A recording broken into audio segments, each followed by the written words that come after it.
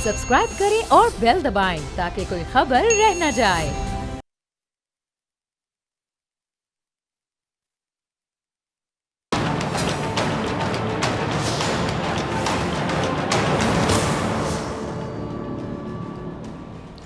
अस्सलाम वालेकुम नाज़रीन, मैं हूं डॉक्टर फ़ज़ा अकबर खान और मैं हूं पाकिस्तान और आप देख रहे हैं पाकिस्तान के सबसे बड़े न्यूज़ चैनल का नंबर 1 प्रोग्राम ऐसे नहीं चलेगा। लफ्ज़ निज़ाम सबने सुन रखा होगा।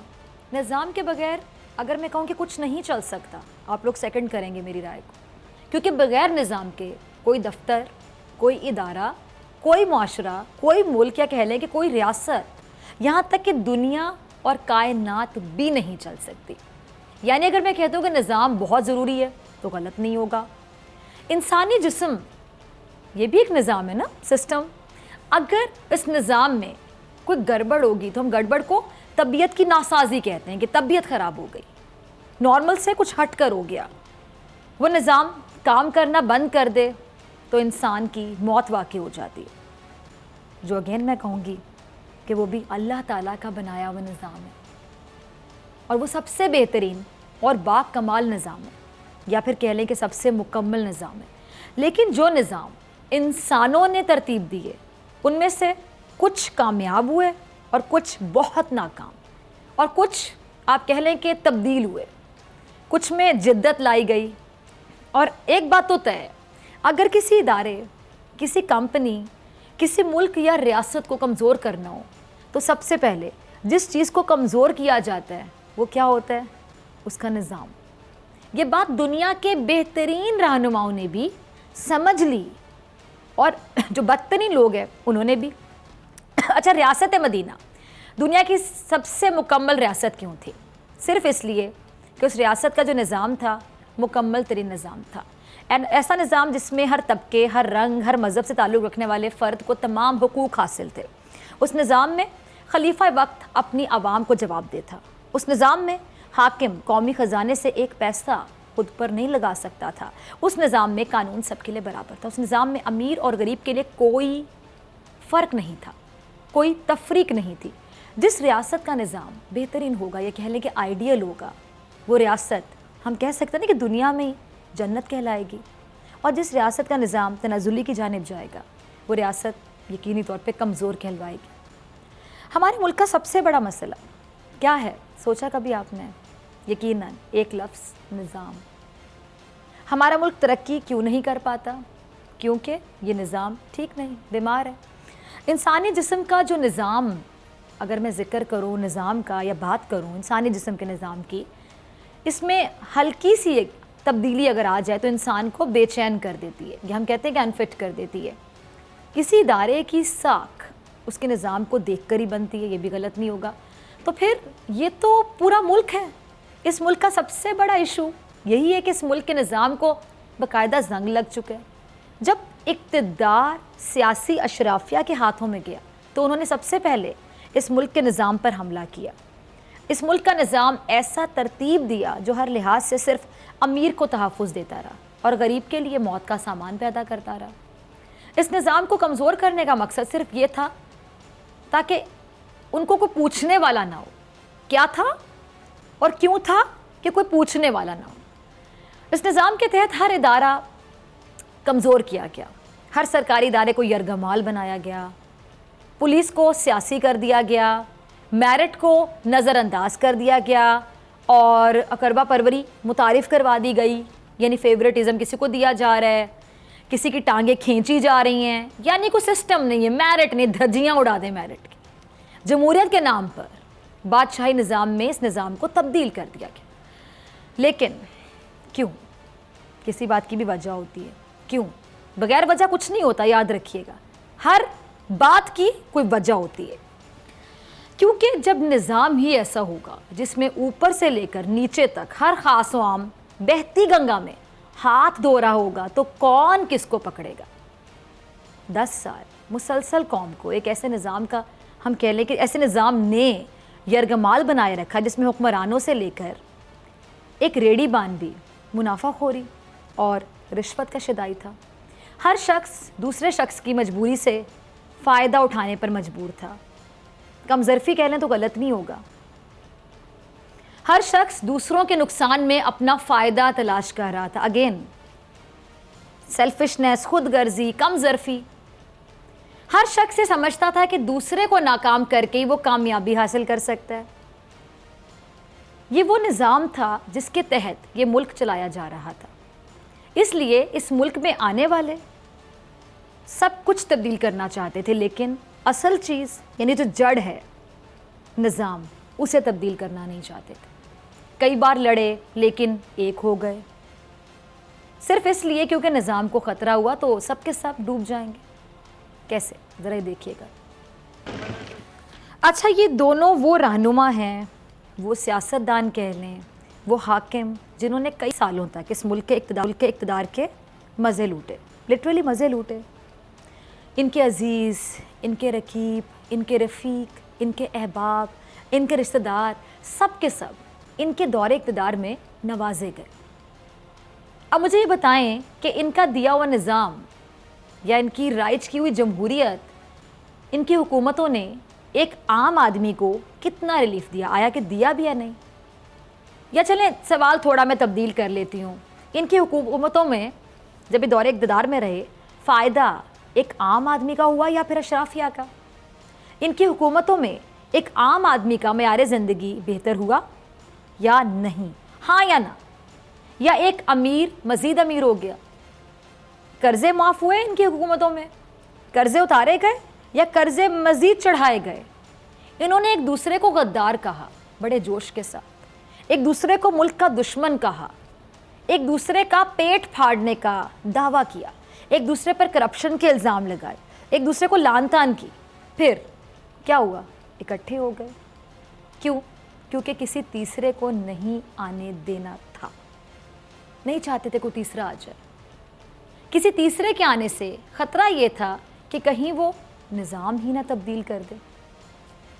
याद रखिएगा, सिवाय अल्लाह के बनाए हुए निज़ाम के हर निज़ाम फ़ानी है। हर निज़ाम में जिद्दत लाई जा सकती है, हर निज़ाम तब्दील हो सकता है। हमारी साबिका हुकूमतों ने जो निज़ाम इस मुल्क में राइज रखा, उससे फ़ायदा हर छोटे से छोटे सरकारी मुलाजिम ने, हर करप्ट ताजिर ने, हर मुनाफाखोर ने, हर रिश्वतखोर ने, हर महकमे में मौजूद काली भेड़ों ने उठाया, बल्कि बहुत उठाया।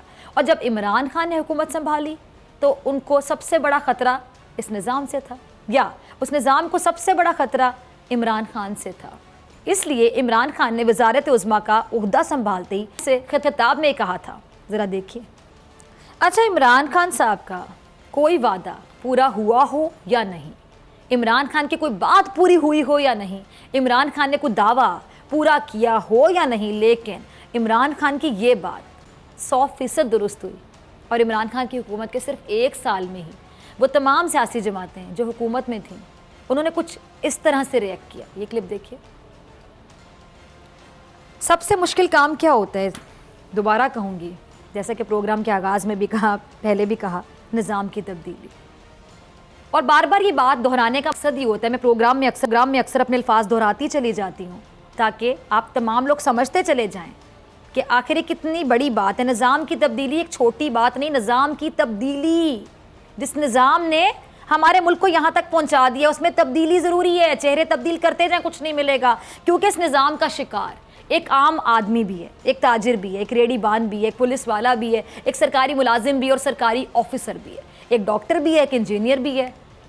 आप एक बात बताएं, हम वही पाकिस्तानी हैं ना जो अगर बैरून मुल्क जाते हैं, किसी और मुल्क में जाते हैं तो सिग्नल पर गाड़ी रोकते हैं, ट्रैफिक कवानीन की बाकायदा पाबंदी करते हैं, क्योंकि हम पाकिस्तान में नहीं होते। गहरी बात है, ज़रा सोचिएगा। शर्म से डूब मरने की बात भी है, ज़रा सोचिएगा। सड़कों पर हम वहाँ जाके, बाहर के ममालिक में जाके गंदगी नहीं फैलाते क्योंकि हम पाकिस्तान में नहीं होते। रिश्वत नहीं लेते, ना देते हैं, मेरिट पर नौकरी करते हैं, लेकिन वही पाकिस्तानी। अब आ जाएं पाकिस्तान, अगर पाकिस्तान में हो तो कोई एक सिग्नल ही होगा जिस पर वह मुश्किल रुकते होंगे।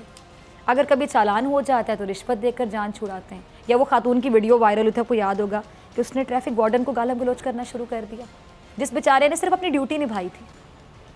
अस्पताल जाते हैं तो डॉक्टर की भारी फ़ीस अदा करते हैं, स्कूल में बच्चों को पढ़ाते हैं तो इजाफी फ़ीस भी देते हैं। सॉरी टू से, रिश्वत देते भी हैं, रिश्वत लेते भी हैं, शॉर्टकट के ज़रिए काम करवाते हैं। बिजली का बिल नहीं देते और कुंडा डालते हैं।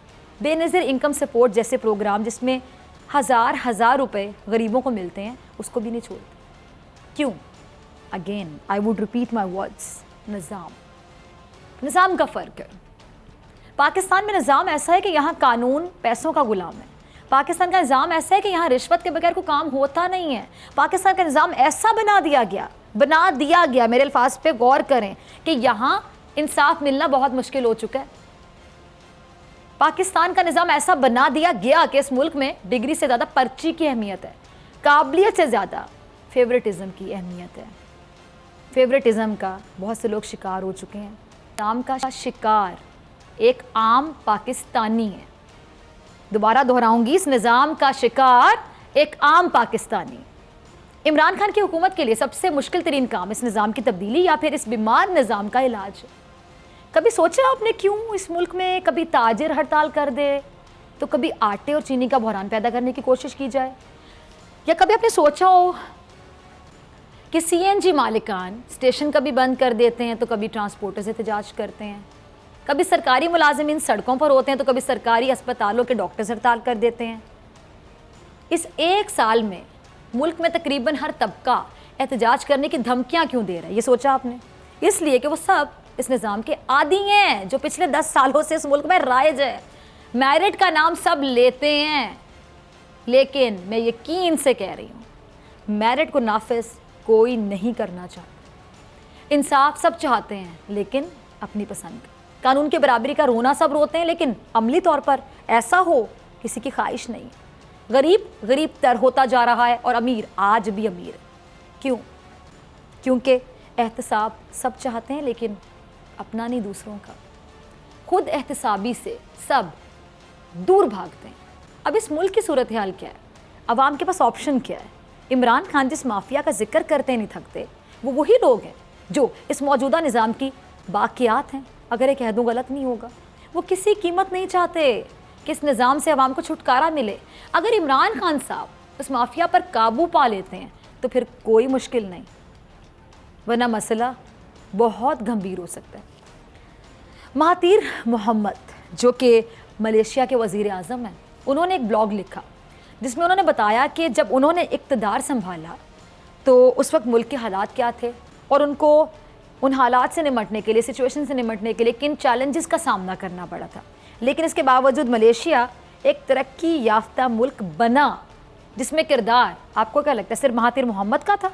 नहीं, सिर्फ उनका नहीं बल्कि मलेशिया की अवाम का भी था। ये क्लिप देखिए। मैंने क्या कहा था? यही कि फ़ैसला अवाम ने करना है।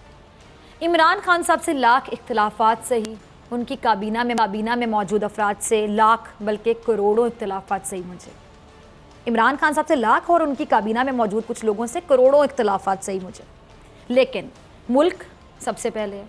हमारे मुल्क के जो हालात बनाए जा रहे हैं वो इस बात का सबूत है कि निज़ाम की तब्दीली के आगे कितनी रुकावटें खड़ी करने की कोशिश की जा रही है। वो इस बात का भी सबूत है कि कैसे इस निज़ाम को बचाने के लिए बिहाइंड द कैमरा अफराद सरगर्म हैं।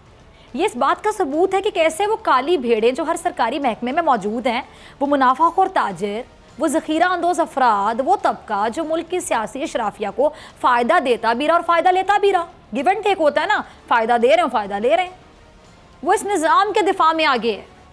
एक वो छोटे से ग्रेड का सरकारी मुलाजिम जिसको घर बैठे तनख्वाह मिल रही है, या जो उस नौकरी का कह लें कि अहल नहीं है, वो भी नहीं चाहता कि ये निज़ाम तब्दील हो। लेकिन अगर ये निज़ाम कायम रहा,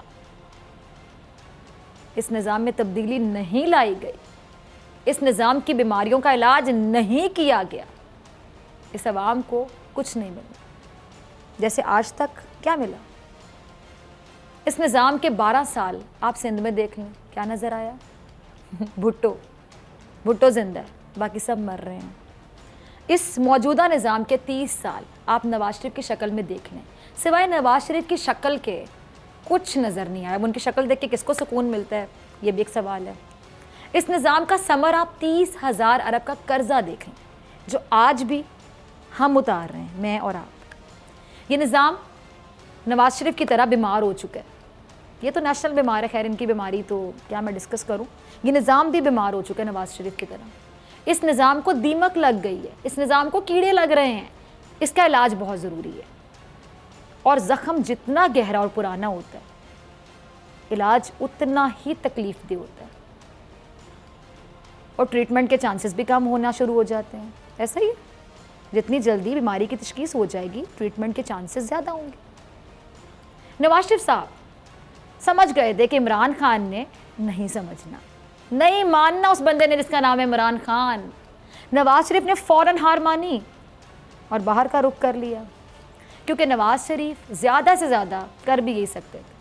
नवाज शरीफ ने इस निज़ाम को बचाने के लिए पूरी इंतखाबी मुहिम इदारों के ख़िलाफ़ की, बल्कि इदारों के ख़िलाफ़ झोंक दी, अदालतों के ख़िलाफ़ वक्फ कर दी, वोट को इज़्ज़तों के नाम पर निज़ाम बचाओ मुहिम चलाई। जब नवाज शरीफ जेल गए तो मरियम नवाज़ और बिलावल जरदारी ने अब्बू बचाओ मुहिम का आगाज़ किया। अवाम ने ना नवाज शरीफ का साथ दिया ना उनके बच्चों का।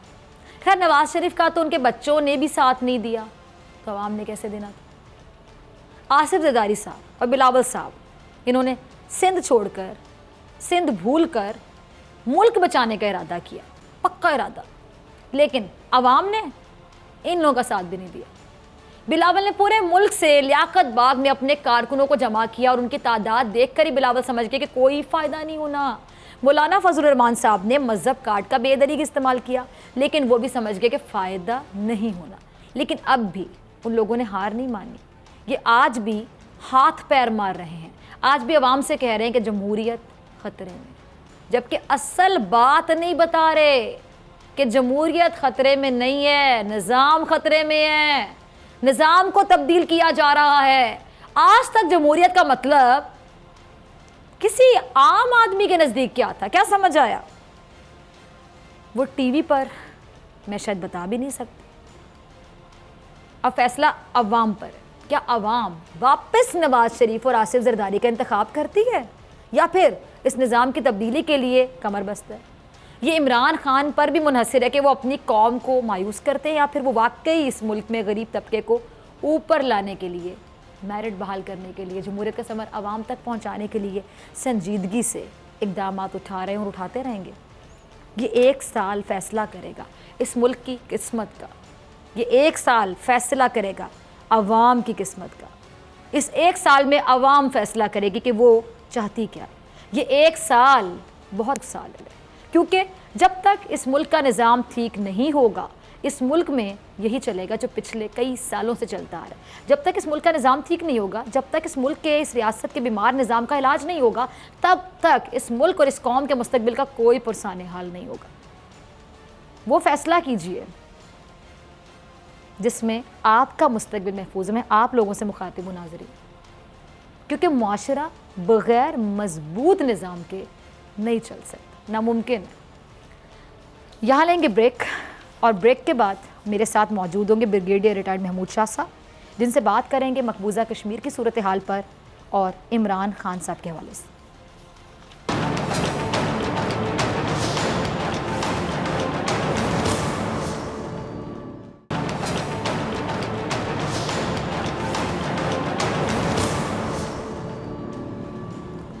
वेलकम बैक नाज़रीन। अगर हम मुल्क की सिचुएशन की बात करें तो अफरा तफरी का आलम, और दूसरी जाने अगर हम इंडिया की बात करें, पता नहीं क्या एडवेंचर चाह रहे हैं इंडिया के, इकदाम उनके ऐसे लग रहे हैं जैसे सरहद पर कशीदगी बढ़ने वाली है।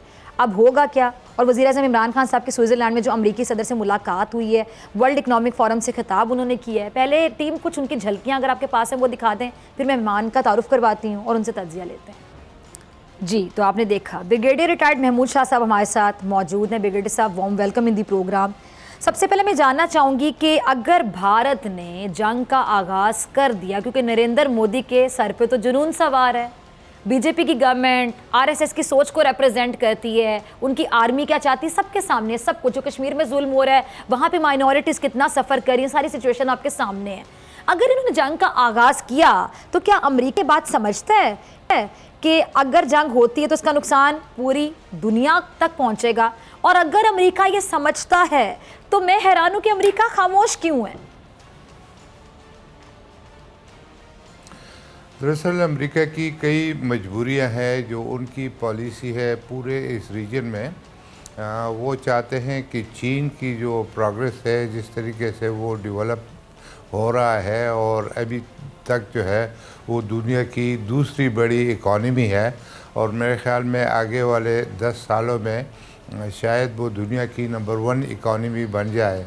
उसको रोकने के लिए उनको इस रीजन में कोई चाहिए और उस रोल को फिट करने के लिए फिट होने में सिर्फ इंडिया उनको नज़र आ रहा है।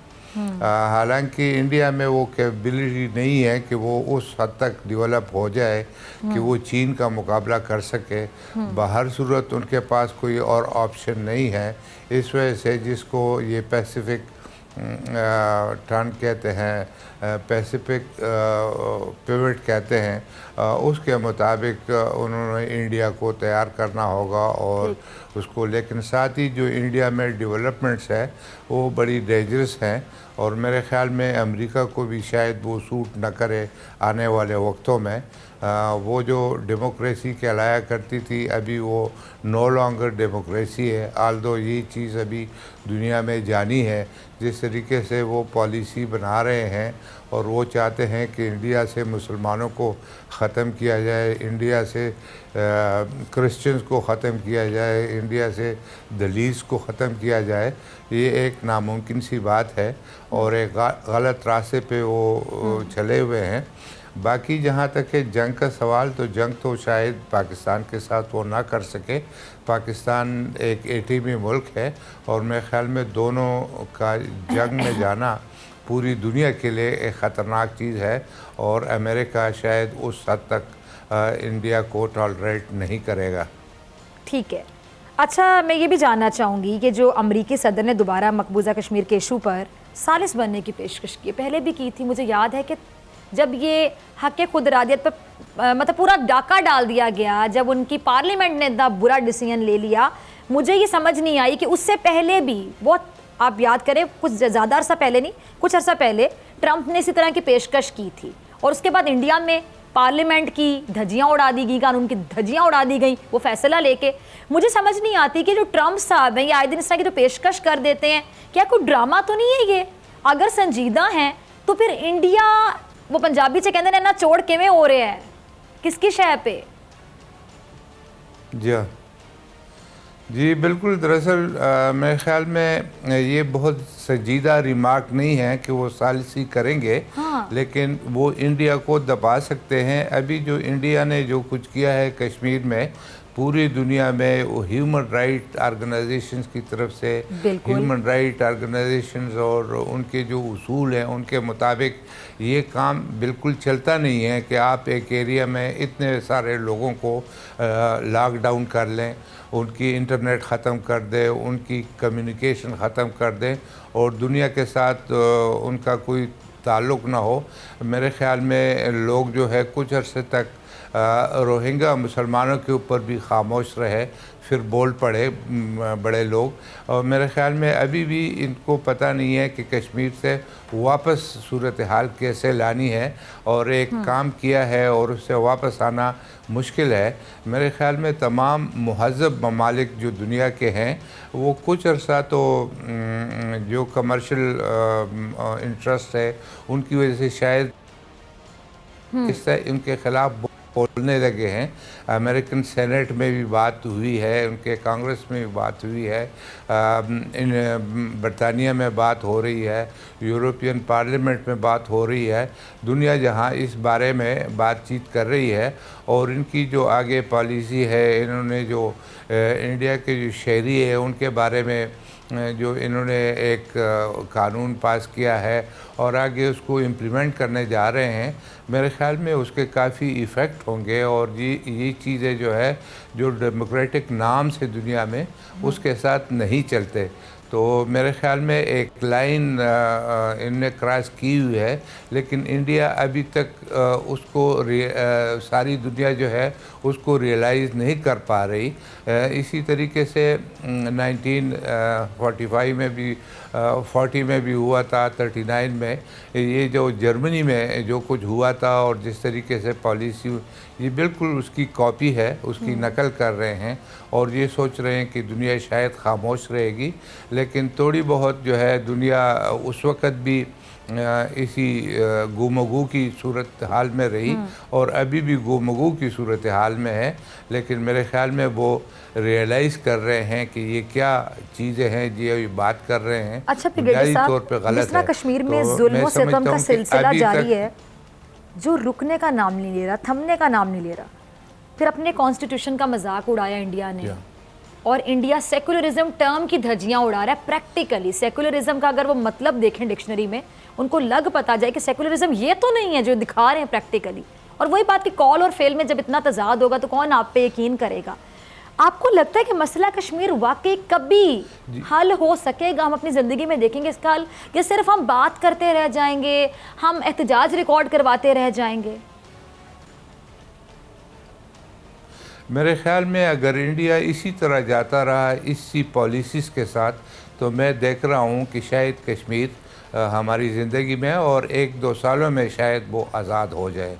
अच्छा, आपको क्योंकि यकीन है एक इस जुल्म बात की का? इंतहा होती है, जैसे आपने दरअसल यही इसी के ऊपर दुनिया उठेगी अगर अभी तक नहीं उठी, क्योंकि हम कहते रहे हैं लेकिन वो जो जाली किस्म की उनकी डेमोक्रेसी थी उसका डोंग वो पूरी दुनिया में करते रहे हैं। अभी तो बिल्कुल वो नंगे हो गए दुनिया के सामने कि भाई उनकी फ़ौज है वहाँ पर, लोगों को बोलने नहीं दिया जा रहा। वहाँ के जो पॉलिटिकल लीडर हैं जो इनके साथ थे, यानी उन्होंने इनकी जो पॉलिसी थी इंडिया की वो फॉलो की थी और कश्मीर के इल्हाक की इंडिया के साथ सपोर्ट किया था, उन्हीं को भी उन्होंने जेलों में डाला हुआ है। उनके बच्चे फिर रहे हैं दाएं बाएं। तो ये जो हालात हैं, मेरे ख़्याल में दुनिया इस तक जागेगी और फाइनली जो है वो एक मसले के हल की तरफ जाएगी और वो कहेंगे कि ये अगर मुसलमान है और आप चाहते नहीं हैं मुसलमान आपके पास रहे, तो सबसे पहले तो आप कश्मीर को अलहदा करें। ये कह रहे हैं ना मुसलमानों के आप पाकिस्तान चले जाएं, तो वो कहते हैं हमारी तो यहाँ पर ज़मीनें हैं, यहाँ तो घर है, ये किधर जाएंगे। तो मेरे ख्याल में एक इंडिया जो है एक फर्दर तकसीम की तरफ जा रहा है, जिसमें पहला जो है तकसीम वो कश्मीर का होगा। यानी हम कह सकते हैं, आपकी बातों से मैं कंक्लूड कर सकती हूँ, फिर मुझे ब्रेक पे जाना है और ब्रेक से आने के बाद आप हमारे साथ ही होंगे और हम इमरान खान के हवाले से बात करेंगे। आपकी बातों से मैं कंक्लूड कर सकती हूँ कि हद से बढ़ जाता है तो मिट जाता है। अब ये वक्त आ गया है कि जुल्म हद से बढ़ गया है, अब ये मिटेगा। ब्रेक के बाद मिलते हैं और बात करेंगे इमरान खान साहब के हवाले से।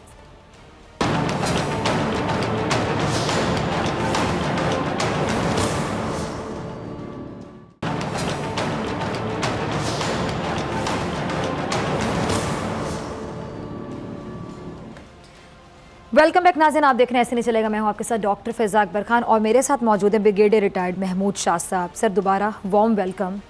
हम बात कर रहे थे ब्रेक से पहले इंडिया के हवाले से, कश्मीर में जो जुल्म का सिलसिला शुरू कर रखा है, क्या ये ख़त्म होगा? और आपने कहा कि आपको यकीन है कि इंशाल्लाह ये ख़त्म होगा, क्योंकि जुल्म जब हद से बढ़ जाता है तो फिर मिट जाते हैं। यानी अब वो वक्त आ चुका है कि जुल्म हद से बढ़ चुका तो फिर मिटेगा ज़रूर। अच्छा, अगर हम इंडिया की बात करें, विद इन इंडिया बहुत, क्योंकि कश्मीर तो इंडिया का हिस्सा नहीं है, कश्मीर पे वो खुद काबिज हैं, कश्मीर तो पाकिस्तान है और इंशाल्लाह बनेगा पाकिस्तान, पूरी उम्मीद है मुझे।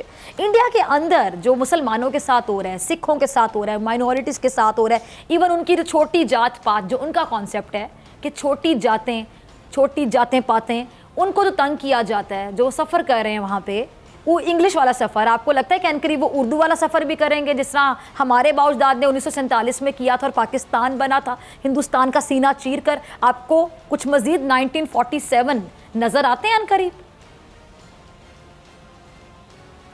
जी बिल्कुल।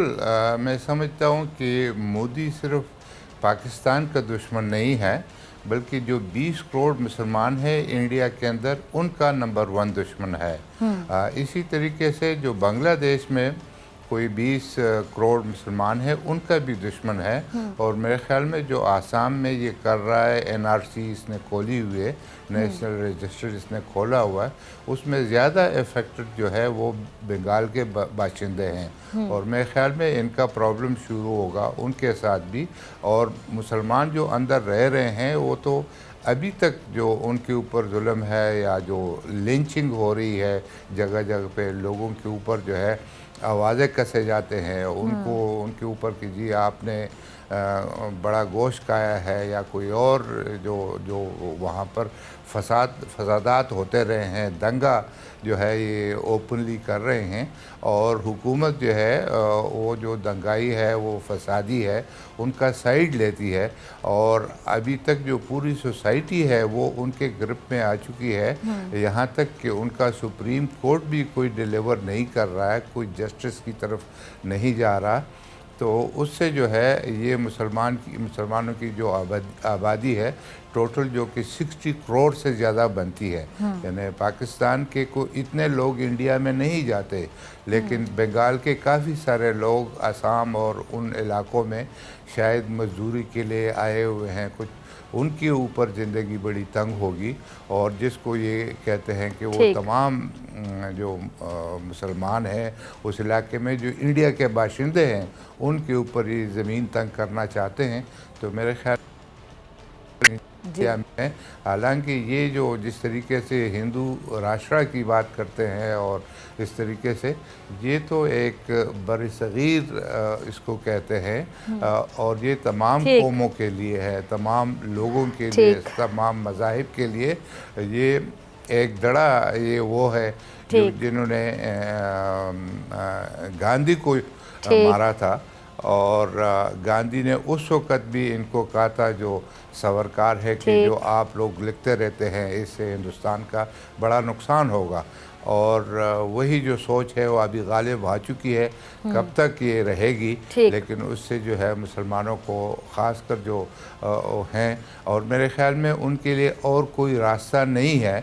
शायद वो यही रास्ता इख्तियार करे कि जिस तरह हमारे आबा अजदाद ने किया था, कायद आज़म मोहम्मद अली जिन्ना ने, कि मुसलमान हिंदू यानी आपको नहीं रह सकता। 1947 मजीद दिखाई देते हैं मुस्तकबिल करीब में। ठीक है जी। अच्छा ब्रिगेडियर साहब, मेरे पास सिर्फ 2 मिनट हैं, फिर मुझे क्लोजिंग पे जाना है, तो इमरान खान साहब का ज़रा जिक्र कर लेते हैं। इमरान खान साहब से 100 इख्तलाफात सही किसी को और मुझे भी मेरे ख्याल से मुझे इमरान खान साहब से इतने इख्तलाफात नहीं होंगे जितने मुझे उनकी टीम से होंगे। बड़े निकम्मे बैठे हुए उनकी टीम में, उनकी काबीना में। सॉरी टू से किसी का नाम कोट नहीं करूँगी। हाँ, खान साहब से एक इख्तलाफ ज़रूर है कि आप अपनी जो नॉन सीरियस टीम है उसकी जो नॉन सीरियसनेस है उसको सीरियस कब लेंगे?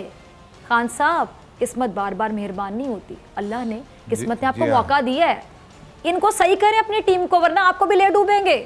अच्छा, दूसरी बात है कि उनसे 100 इख्तलाफात हों। ब्रिगेडियर साहब, आपसे सवाल मेरा ये है कि जब इस तरह बाहर जाके हमारे वज़ीर आज़म पाकिस्तान के खिताब करते हैं, हमें सॉरी टू से वो चिट्टों वाले वज़ीर आज़म याद है को चिट्टें देख रहे हैं, वो चिट्टें देख के भी इस तरह से नहीं पढ़ पा रहे, तो बड़ा अच्छा लगता है, इनका कॉन्फिडेंस देख के बड़ा अच्छा लगता है कि चलें एटलीस्ट कोई वज़ीर आज़म है जो पाकिस्तान की नुमाइंदगी करता है, पाकिस्तान से बाहर जाके इतने बड़े फोरम पर और बगैर चिट देखे गुफ्तगू करता है फिलबदी। आपका जवाब चाहूँगी, मेरे पास 1 से 1.5 मिनट। मेरे ख्याल में ये तो एक बड़ी मुस्बत चीज़ है कि इमरान खान जो हमारी नुमाइंदगी कर रहे हैं वज़ीर आज़म के तौर के ऊपर, उनकी अपनी एक रेपुटेशन है एक स्पोर्ट्समैन की हैसियत से और इसका हमें फ़ायदा हो रहा है और वो बड़े अच्छे तरीके से, यानी उसने जो पीक टाइम पे अक़वाम मुत्तहिदा में हमारी नुमाइंदगी की, मेरे ख्याल में पाकिस्तान को बहुत प्लस पॉइंट्स मिले। अभी भी जो इन हालात में महीने के बाद या सो ट्रंप साहब जो है इंडिया का दौरा कर रहे हैं और इंडिया की कोशिश रही है कि पाकिस्तान को आइसोलेट रखा जाए और उनके ख़िलाफ़ जो भी, लेकिन आपने देखा है कि उनकी पर्सनालिटी की वजह से हमें फ़ायदा हो रहा है। हमारी जो रिप्रेजेंटेशन है वर्ल्ड लेवल के ऊपर लोग बात करते हैं और चलें जी, बात को यहाँ कंक्लूड करूँगी, टाइम खत्म हो रहा है। उनकी ठीक है, उनकी चीज़ से फ़ायदा हो रहा है, लेकिन उनकी टीम की वजह से, उनकी निकम्मी काबीना की वजह से, बहुत से लोगों की वजह से को कितना ना नुकसान हो रहा है। इसी के साथ डॉक्टर फ़िज़ा अकबर खान को दीजिए इजाज़त। ब्रिगेडियर साहब, आपका बहुत शुक्रिया ज्वाइन करने के लिए। इंशाल्लाह नाज़रीन, आपसे मुलाकात होगी कल सेम टाइम सेम चैनल की ज़िंदगी ने वफ़ा की दुआ में याद रखिएगा, ढेर सारा ख्याल रखिएगा। अल्लाह ने के बाद